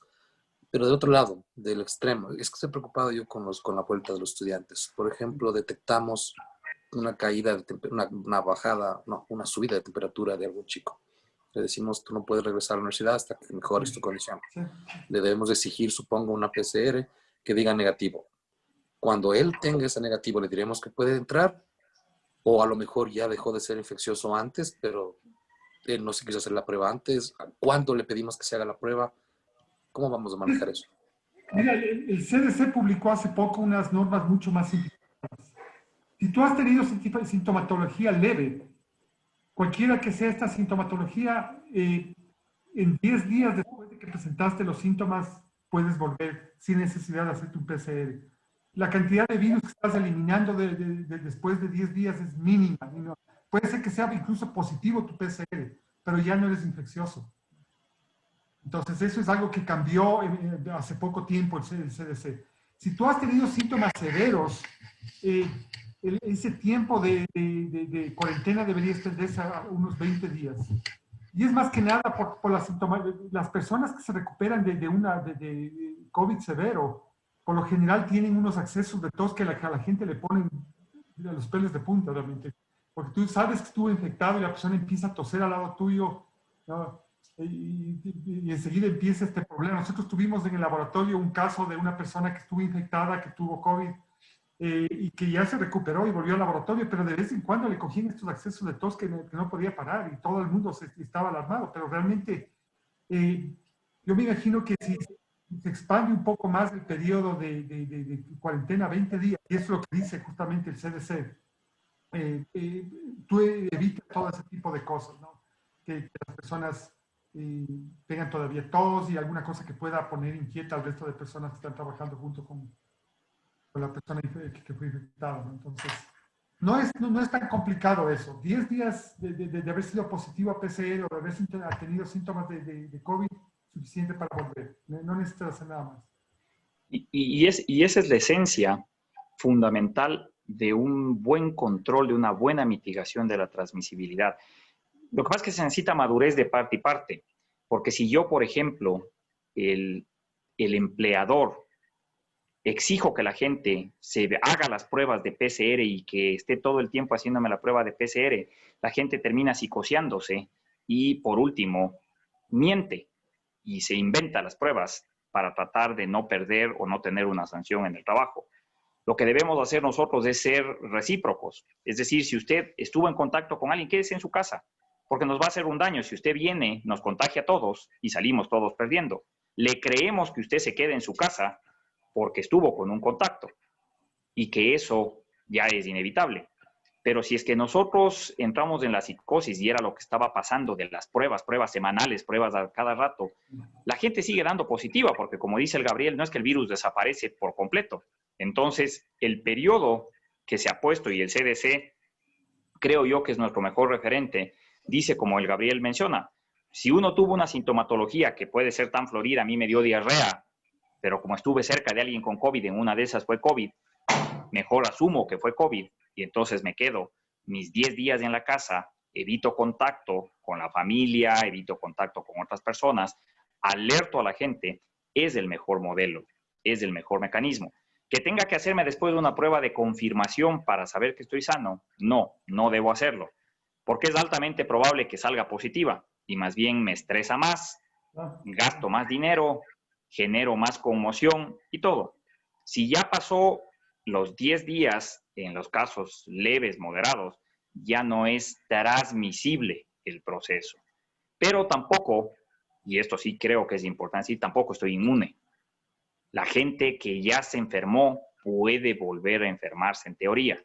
Entonces, no tener la falsa sensación de que a mí, como ya me dio, yo ya estoy inmune, yo no uso nada, yo ya no me protejo. Todo lo contrario, hay que seguir con la protección necesariamente.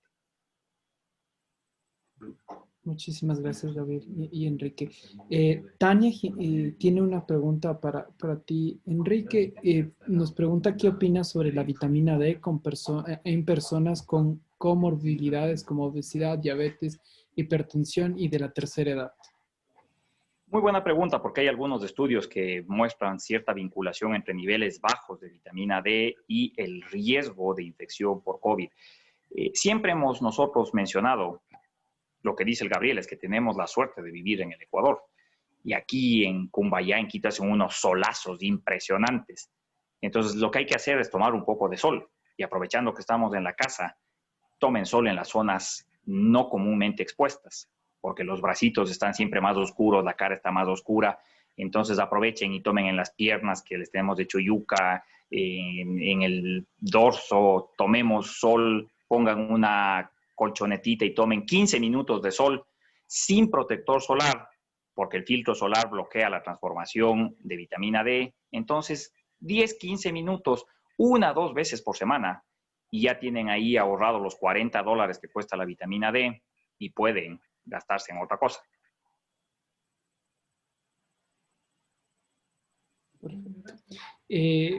Tengo una pregunta de Sara Álvarez. Dice, si dentro de una casa todos se contagian, ¿igual deben aislarse para reducir la carga viral? O sea, si están todos contagiados y todos son positivos, probablemente tienen que estar en cuarentena todos, pero probablemente no representan un riesgo el uno para el otro, porque todos están infectados. O sea, no habría problema. Es raro que pase eso. Por lo general, 2 personas en la familia se infectan y el resto no están infectados. Pero suponiendo el caso que todos estén infectados, entonces en ese caso, realmente todos tienen el mismo riesgo, no tienen ninguna... No tendrían necesidad de aislarse unos de otros, ¿no? Es un caso raro. No he escuchado casos que haya pasado una cosa de esas. Sí, no es muy común. Lo que sí suele suceder es que un miembro de la familia se contagie. Y entonces, en ese caso, la recomendación es que ese miembro es el que mantenga aislamiento en lo posible, que no haya convivencia, porque cabe la posibilidad entonces de contaminación cruzada a destiempos. Y eso va a generar una bola de nieve que van a irse contagiando por etapas. Entonces, si es que una persona dio positiva, tiene que quedarse de preferencia en una habitación, tiene que comer solo, tiene que usar una instrumentación independiente que no sea compartida, tener su platito, sus cubiertos, su vaso, y no compartir.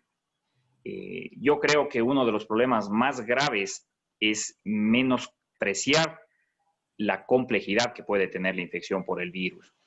Los virus respiratorios son súper caprichosos y pareciera que uno está lo más bien hasta que súbitamente le da dificultad respiratoria, baja la saturación de oxígeno y se muere. Eso es lo que pasó en Guayaquil en las primeras semanas caóticas que veíamos nosotros de imagen. La gente decía, quédese en la casa, sí, pero es que yo voy a seguir, voy a salir a hacer las compras, voy a jugar un partidito, voy a hacer esto. Y la deficiencia respiratoria aguda es mortal.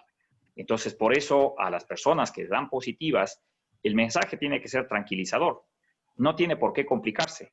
Haga reposo, hidrátese bien y nada más. Son las 2 cosas inevitables que tiene que hacer la persona. Muchísimas gracias. Y una pregunta referente igual a las vacunas de parte de Luis Paredes, que dicen que las vacunas primero se las van a aplicar a los médicos y personal de salud y el costo de la vacuna estará entre $35 a $40. ¿Qué hay de cierto en estas informaciones? Muy buena pregunta, Luis. Nosotros tenemos 3 problemas fundamentales. La primera es que las vacunas se pueden aplicar en quien se ha probado. Y todas las vacunas, absolutamente todas, se están probando primero en población joven sana. Eso significa personas de entre 20 y 55 años, porque es el grupo de mayor susceptibilidad. Entonces, cuando salgan las vacunas, nosotros vamos a tener la duda. ¿Se puede usar en personas de la tercera edad? No sabemos. ¿Se puede usar en niños? No sabemos. ¿Se puede usar en embarazadas? No sabemos. ¿Se puede utilizar en personas que tienen otras enfermedades, diabetes, hipertensión? No lo sabemos. Entonces, por eso, teóricamente, por responsabilidad, el primer grupo vacunal debe ser el de adultos jóvenes. Dentro de la pirámide de riesgo, los de mayor posibilidad de contagio son las personas de primera línea, médicos, personal de salud, la policía, el ejército, etcétera. Entonces, por eso en la mayoría de los países se está haciendo una priorización para que ellos sean el primer grupo vacunal en aras de minimizar el riesgo de transmisión. Pero luego debería venir toda la población adulta joven. Ahí tienes un grave problema logístico, porque ¿cómo vas tú a una casa y le vacunas a una persona, pero no le vacunas a la otra. Cosas como esas todavía no tenemos la más pálida idea cómo se va a manejar.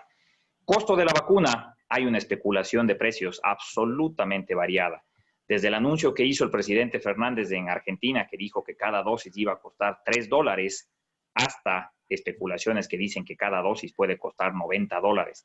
Depende, no se sabe. Lo que creemos nosotros es que va a existir un proceso de responsabilidad social de los fabricantes para tratar de abaratar el costo de la vacuna. Aquí en Ecuador, el ministro de Salud hizo declaraciones públicas que decía que la vacuna va a costar entre $25 a $30. Pero creo yo que es un estimado nada más. Muchísimas gracias, Enrique. Daniel Gailanes nos pregunta, ¿cada cuánto se debe cambiar de mascarilla y cómo puede mantenerse el virus con riesgo de contacto en la superficie de la mascarilla? Yo pienso que esa es una cosa que la gente tiene bastante preocupación y no debería preocuparse tanto. Si uno ha estado en una oficina pública con muchas personas usando la mascarilla y ha estado utilizando, qué sé yo, por unas 2 horas esa mascarilla, probablemente es posible que haya virus adherido a esa mascarilla, porque uno está inhalando aire y posiblemente algo se quedó pegado ahí. Si uno deja esa mascarilla de usar por unas 24 horas, esa mascarilla el virus va a desaparecer de ahí. No va a haber ningún riesgo. Si uno quiere asegurarse que la mascarilla va a estar segura después de unas pocas horas, póngale al sol. Le deja al sol por unas 2 horas si quiere. Desaparece el virus. Entonces, hay cosas que uno debería preocuparse y otras cosas que no debería preocuparse tanto. Pero el virus en la mascarilla está adherido a la mascarilla. Y es una cosa interesante. Para que el virus sea peligroso, necesita estar aerosolizado, necesita entrar en este estado de aerosol que esté flotando en el aire, que uno puede inhalar. Entonces, cuando está adherido a algo, no es tan peligroso. Si uno quiere ser más cuidadoso, podría, con un aspersor, poner un poco de alcohol en la superficie externa de la mascarilla y dejarle, qué sé yo, unas 24 horas que la mascarilla descanse, ¿no? Entonces, hay mascarillas que son lavables, se puede lavar inmediatamente después de usar. Entonces, realmente no debería haber mucha preocupación con respecto a eso, ni tampoco con respecto a la ropa, ni a los zapatos, que es una cosa que he visto yo que en algunos sitios hay una obsesión con esta cuestión de que le fumigan a uno el pelo, le fumigan los zapatos, todo, porque esas son cosas que no deberían preocuparnos tanto como el uso de mascarillas. Gracias, Gabriel. Enrique, ¿algo más que quisieras añadir? Sí, no, lo dicho, ha habido mucha discusión respecto a el valor que tiene esto de los aspersores y las cosas que ponen en las puertas y todo lo demás. Realmente no hay un solo estudio que demuestre que tiene un valor significativo. Yo creo que más es mentalizar a la gente sobre la importancia de evitar el contacto, de la protección, del aseo. Pero de nuevo, es que lo que pasa es que a veces nosotros queremos romper la regla que está puesta. Entonces uno, por ejemplo, va al supermercado y ya ve que están haciendo compras en familia. Ya no hay una persona por coche, sino que ya están 4 o 5 personas. Eso es exposición innecesaria. No es el sitio para ir quizás en familia, no es quizás el momento para ir en familia. Pero desafortunadamente es la necesidad de salir. La gente dice, es que ya estoy harto de estar en la casa. Bueno, entonces túrnense y vayan un día distinto cada uno al Supermaxi. Cosas como esas, pero lastimosamente somos nosotros los que a veces pecamos de aumentar el riesgo de exposición en cosas que escapan a nuestro control. Muchísimas gracias, Enrique. André Vargas nos pregunta, ¿cuánto tiempo dura el virus en las superficies? Depende de las superficies y depende de si la superficie está dentro de un establecimiento o está al aire libre. Si es una superficie porosa, el virus en sí tiene humedad. El virus tiene una pequeña cantidad de agua. Cada partícula viral tiene una pequeña cantidad de agua de la cual depende la viabilidad del virus. El rato que pierde esa cantidad de agua, automáticamente el virus deja de ser viable. Entonces, cualquier superficie porosa o, por ejemplo, la misma tela puede producir un efecto de deshidratación del virus. Pierde rápidamente el líquido el virus. Entonces, en ese caso, se mantiene viable por poco tiempo. En cambio, en superficies como, por ejemplo, metal o vidrio o qué sé yo, plástico, el virus podría mantener la humedad, podría mantenerse en mejor estado. Pero asimismo hay que pensar que si está al aire libre, me voy a decir algunos números en términos de tiempo. Por ejemplo, al aire libre el virus debe vivir unos 10 minutos. Si está expuesto al sol, unos 10 minutos máximo, así esté en plástico. Mientras que ese mismo plástico en el interior de un local, ¿no?, en el interior de una habitación, podría durar unas, qué sé yo, unas 10 horas todavía viable, ¿no? Entonces, no sé si contesté la pregunta, pero es muy variable dependiendo de la superficie y dependiendo si está afuera o si está dentro. Muchísimas gracias, Gabriel. Enrique, ¿algo que quisieras añadir a esta parte? No, totalmente de acuerdo con lo que dice Gabriel. Aireación es el secreto y el virus tiene muy poca supervivencia en sitios cerrados, en sitios que no son ventilados. Entonces, simplemente tener esa precaución. Muchísimas gracias. Vamos a ir cerrando con unas últimas 3 preguntas. María Lorena, tienes una, Daniel otra, y tengo 2 preguntas más por chat. María Lorena.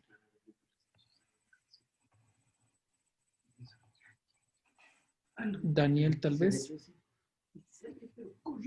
Sí, aquí me encuentro. Muchas gracias. Sí, lo que quería preguntar era porque yo estoy ahorita formando parte de un negocio de producción de mascarillas llamado Life Mask, y quería saber acerca de qué es lo que recomiendan en la manufactura y producción de mascarillas para aumentar su efectividad.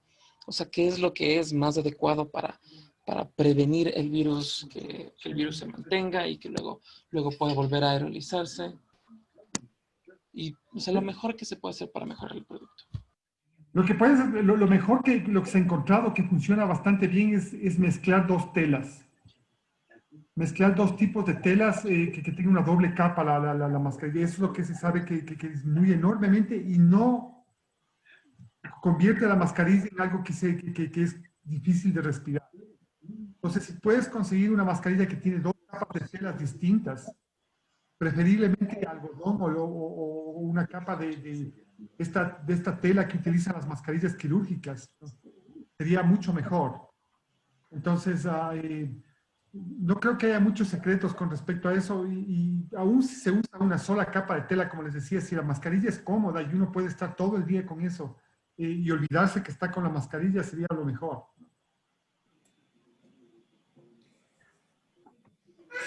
Muchas gracias por su consejo. Gabriel, creo que me salté la pregunta no muy bien. Sí. Una pregunta. ¿Han mejorado las terapias? Porque al principio obviamente no se sabía cómo tratar y cómo está. Ok, tenemos la parte de las vacunas, tenemos la parte de la prevención que serían mascarillas, pero ya, si te enfermas, ¿cómo ha mejorado el tratamiento? Y es que ha mejorado. Creo que el Enrique es el indicado para contestar esa pregunta. Sí, lastimosamente no. Yo hago siempre acotación a que el virus es muy nuevo y no nos ha dado tiempo para desarrollar un tratamiento específico. Entonces, todos los tratamientos son adaptados a COVID y por lo tanto tienen un fracaso inevitable. ¿Qué es lo que tenemos que hacer? Usar multitratamiento. Y esa es una de las peleas más grandes que hemos tenido porque como nos hemos hecho fanáticos de la evidencia, todo el mundo está pidiendo estudios que sean 100% eficaces. No va a existir. Al menos hasta dentro de 5 o 6 años no va a haber un tratamiento 100% eficaz para COVID. Por eso hay que dar todo lo que se pueda. Y hacemos cócteles. Nuestros colegas, los que están en el hospital, tienen diseñados cócteles para atacar 2 cosas fundamentalmente. La número 1, multiplicación del virus, que es lo que más daño te hace. Y número 2, controlar la inflamación y evitar que tengas una respuesta exagerada del organismo y que se te complique. Entre esas dos estrategias se ha logrado el mejor resultado posible. Pero lastimosamente, el mejor resultado posible sigue siendo todavía insuficiente como para garantizar que puedas salvar a todas las personas. Lo que sí quería mencionar es que hay una cantidad de cosas que se están vendiendo que no son adecuadas para tratar la enfermedad. Por ejemplo, este de dióxido de cloro que la gente vende como que fuera una panacea para... Es una cosa que absurda, que no tiene ningún tipo de efecto contra el virus. Y también el uso de unos, por ejemplo, una droga contra la malaria, esta de hidroxicloroquina, que en principio se pensaba que podía funcionar, se ha hecho estudios clínicos y se sabe que no tiene ninguna efectividad contra la infección. Y quisiera tal vez, Gabriel y Enrique, profundizar un poco sobre el dióxido de cloro, porque son dos de las preguntas que tenemos igual de los estudiantes. Si está aprobado o no y qué tan efectivo es. Entonces ahí sí quisiera que si podemos profundizar un poco en ese tema. Bueno, si es que queremos ser categóricos, no sirve en absoluto. Esa es la respuesta compilada. El dióxido de cloro es un potabilizador. Nosotros le utilizamos clásica y largamente para potabilizar el agua y se utiliza en ciertas superficies inertes como un agente antiséptico. Que funcione dentro del organismo es virtualmente imposible. Y hay dos razones por las cuales no lo puede hacer. La primera, porque es un compuesto inestable. Y por lo tanto, cuando nosotros administramos el dióxido de cloro al organismo, no tiene capacidad de absorberse. Y por eso el resultado final de tomar dióxido de cloro es que se produzca diarrea. Igual que cuando una persona se toma el agua de la piscina o se toma el agua clorada. El dióxido de cloro es súper inestable. Debe haberles pasado a ustedes alguna vez que abren la llave del grifo de su casa y sale el agua lechosa, el agua blanca. Eso es porque tiene exceso de cloro. Le dejan ustedes reposar un ratito, se oxigena y desaparece el color blanquecino. Eso es lo que pasa con el dióxido de cloro. Y número dos, se decía que tiene la capacidad de oxigenar al organismo. Eso es imposible biológicamente porque el único oxigenador en el organismo es la hemoglobina. Y el dióxido de cloro no tiene forma de desplazar al CO2 de la hemoglobina para ocupar su lugar y poder ser un donador. Es lastimosamente una de las tantas estrategias de engaño que cuando uno analiza vienen de años atrás curando todo lo que se ha podido. Cáncer, autismo, Alzheimer, todo. Y que lastimosamente usan la desesperación de la gente. El dióxido de cloro mal utilizado puede ser tóxico. Puede producir daño hepático, puede producir hemorragia gastrointestinal y puede producir hasta la muerte. Entonces, hay que tenerle más bien de enemigo antes que pensar en un aliado.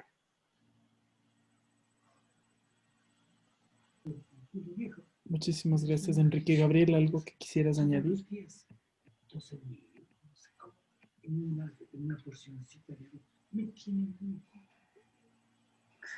Bueno, creo que no. Y solo para ir cerrando ya, tengo una pregunta referente a las vacunas. ¿Qué hay de cierto de que si el virus muta, la vacuna ya no funcione y tengamos que generar una nueva vacuna para la nueva mutación del virus? Esa es una de las preguntas que también tenemos aquí. Por suerte, la tasa de mutación de este virus es 10 veces menor que la de influenza. Y hasta ahora el virus se ha mantenido suficientemente estable, con todo lo que se ha replicado. Cada replicación del virus es una posibilidad de mutación. Con todo lo que se ha replicado, piensen ustedes los millones de personas en el mundo que se han infectado de este virus, desde noviembre del año pasado que está replicando.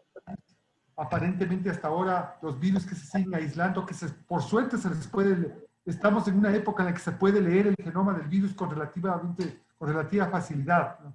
Nosotros, como les decía, hemos podido leer los genomas de los virus que están circulando en el Ecuador y son idénticos a los que estaban circulando probablemente en abril en Wuhan o en Europa. No han cambiado mayormente.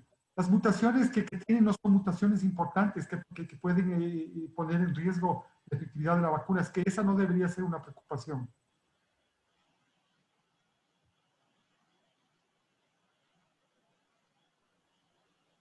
Enrique. Sí, tal cual. Lo que dice Gabriel es afortunadamente una ventaja. Si es que el virus tuviera una tasa de mutación mucho más alta, seguramente habría que ir actualizando la vacuna con los nuevos variantes que tiene. Pero hasta donde se sabe al momento, y ojo, estamos aprendiendo del virus, pero hasta donde se sabe, parece que no va a ser necesario. Entonces, ojalá las vacunas tengan buenos resultados. Ojalá funcione más de una vacuna para que podamos tener abastecimiento suficiente y se pueda vacunar a la mayor cantidad de gente posible. Perfecto. Tengo una pregunta que es referente a la cuarentena y Mari nos pregunta, es decir, ¿debemos seguir en cuarentena prácticamente o es preferible tomar esta nueva normalidad saliendo normalmente con cuidado? Es difícil decir esta cosa, pero yo diría que lo que estamos haciendo ahora, yo creo que todo el mundo está empezando a salir con cuidado, ¿no? Esta va a ser la nueva normalidad, como tú dices. Si uno utiliza la mascarilla, se lava las manos y trata de hacer costumbre, como que fuera una cosa nueva que tenemos que aprender a hacer. Como hacen las personas en Taiwán, como hacen las personas en Hong Kong. Si nosotros podemos hacer las mascarillas como parte de nuestras prendas, yo pienso que se van a convertir en algo que es menos molestoso, ¿no? Igualmente, todas estas medidas de distanciamiento, si de alguna manera podemos hacer parte de nuestra rutina, sería fantástico. Yo creo que vamos a ir saliendo de esto un poco, ¿no? Y vamos a ir explorando qué es lo que pasa cuando salimos de esta cosa. Y yo creo que las actividades en Quito, al menos de lo que yo puedo ver, son bastante normales en la actualidad. Y todavía no hemos visto ningún tipo de repunte del virus. O sea, eso no quiere decir que no vaya a pasar, pero hasta ahora no hemos visto eso. Muchísimas gracias, Gabriel. Tengo las dos últimas preguntas. Una, y creo que ya Enrique la respondió, pero ¿qué fecha tentativa se espera tener una de las vacunas luego de todos los procesos que tú nos comentabas, Enrique? Difícil saber porque estamos en una carrera que tiene mucha presión. Hay mucha presión política, hay mucha presión social y hay mucha presión científica. Pero la verdad es que acelerar las cosas aumenta el riesgo de fracaso. Lo peor que podría suceder es que salga una vacuna que resulte que no funciona. Yo les voy a dar un par de números para que ustedes los tomen con crítica y piensen, cuando se desarrolla una vacuna, para cualquier otra cosa, olvídense de COVID, pero cuando se desarrolla una vacuna, se espera que la vacuna cumpla con 70% de protección al menos para que pueda ser aprobable. Por la emergencia de COVID, todos los fabricantes han bajado ese porcentaje. Todos los fabricantes están apuntando al 50% de eficacia. Eso es súper riesgoso, porque significa que 1 de cada 2 que se vacunen no van a estar protegidos quizás. Pero eso es lo que se está haciendo.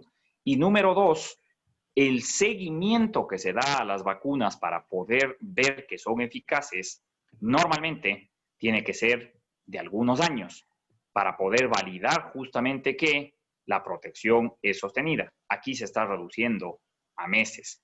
Entonces, con esas consideraciones, la vacuna que más temprano salga, creo yo que no va a estar disponible en el primer país en el que se apruebe antes de junio del 2021. Ojalá yo sea de los que hacen números mal, pero yo pensaría que no va a estar en ningún sitio disponible antes de junio. ¿Cuándo se va a empezar a aplicar universalmente? Después de todas las peleas y problemas que haya, será a finales del 2021. Entonces, realísticamente, la vacunación a nivel mundial empezará en el 2022 seguramente, cuando ya tengamos las cosas un poquito más claras. Muchísimas gracias, Enrique. Y con esto quisiera cerrar el espacio, agradecerles por el tiempo, por haber respondido a todas las dudas del público y de los estudiantes que nos han venido compartiendo. Y es, ¿cuáles son los efectos que tiene el COVID sobre el cuerpo humano? Conozco de casos muy cercanos de personas que han terminado con problemas de trombos, que han terminado con problemas de insuficiencia renal. Entonces, ¿cuáles son los efectos que tiene sobre el cuerpo, de lo que se sabe por el momento, el COVID? Lastimosamente es muy variado la serie de secuelas que deja, pero inevitablemente quedan secuelas.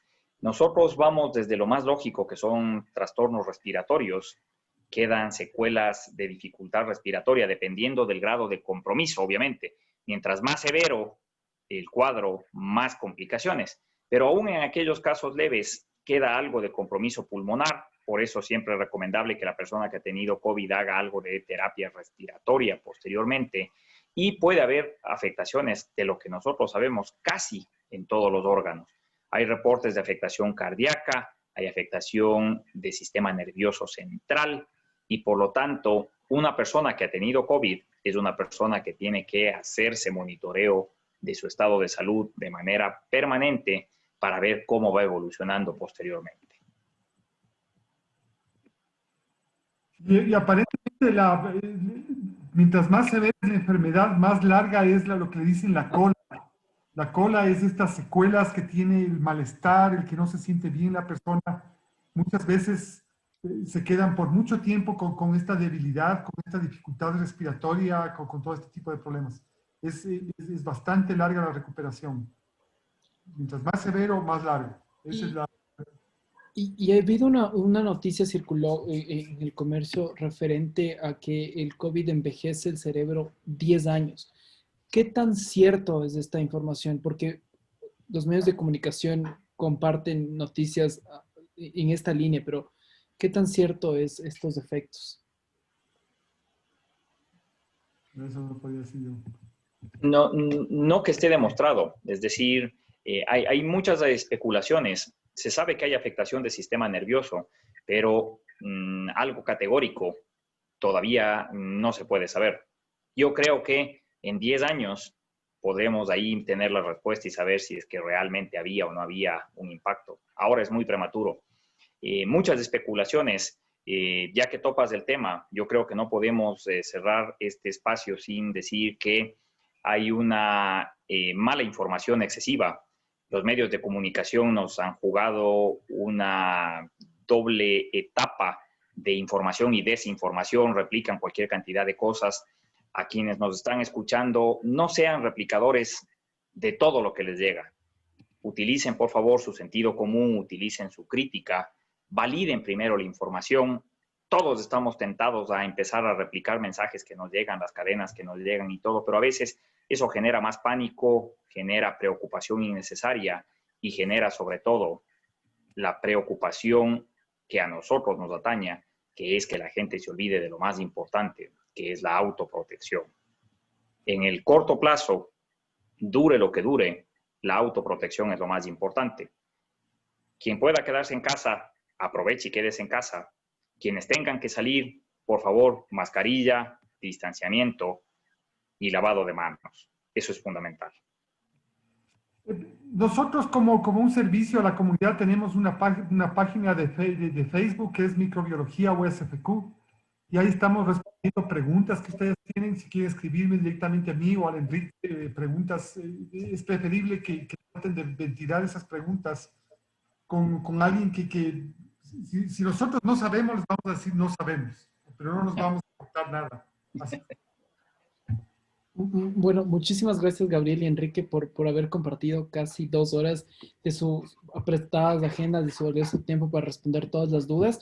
Les voy a extender ya desde ahorita la invitación para hacer una segunda edición de preguntas referentes al COVID y del impacto al inicio del próximo semestre para poder como refrescar dudas que tengamos en estos periodos. Entonces, no me queda más que agradecerles por haber participado el día de hoy y a Gabriel y Enrique por el tiempo, por sus luces en un tema tan tan complicado y que genera tantas dudas y, como dice Enrique y Gabriel, tantas noticias que a veces son falsas y que también generan como falsa seguridad de las personas. Entonces, muchísimas gracias a todos por haber asistido y a Gabriel y Enrique por habernos acompañado el día de hoy. A todos, gracias. A las órdenes. Hasta luego. Cuídense. Que estén muy bien. Una linda noche. Gracias.